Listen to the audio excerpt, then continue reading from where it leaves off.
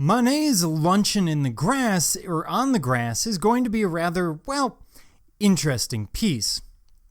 What we see is a nude woman with two dandies. In other words, two young men who are focused on appearance as much as anything else. They are generally representations of the upper classes.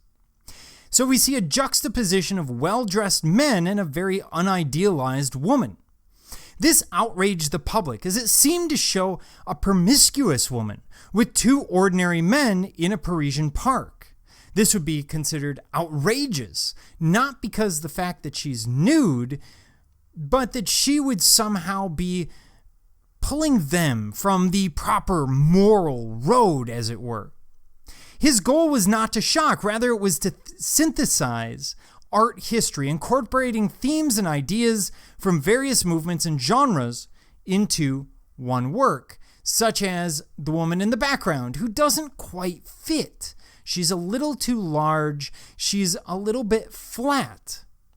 Now, the loose manner of the painting, especially in the backdrop, contrasts severely with the sharper image that we see in the foreground. This effect flattens the figures.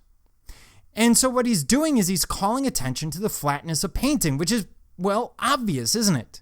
You're taking a two-dimensional surface, a painted canvas, and you're creating the illusion of three dimensions, but of course that never actually alters the fact that it's two-dimensional. This style, along with the subject matter, made the work rather controversial.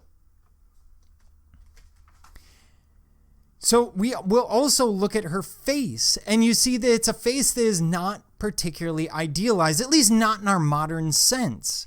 We have wrinkles in the neck. We have a face that looks rather plain and ordinary. But when we look at as a whole, we see a couple of things going on. First of all, that idea of illusion, the background being very, very flat. And in fact, all of the details, the more that you look at them, are very flat. The grass is nothing more than green with a few brush marks. The figure of the female is particularly flat. There's not a lot of blending in terms of color. It's not well modeled. It's not very three-dimensional. Even the things in the foreground, the discarded clothes and food, seem somehow awkward and two-dimensional.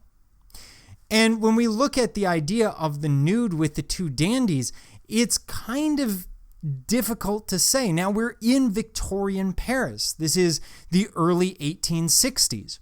And so the ideas are that women should not be nude with men, at least not on their own. And if the woman in the background is in fact the nude woman's chaperone, then she's definitely not doing her job. It raises a lot of questions, and it's one of the reasons why this piece would actually be refused from the Salon in 1863. It's simply seen as too controversial, too difficult to deal with. The skill level just isn't seen as being there. And yet Manet is going to create another piece. One that, it's a little more famous.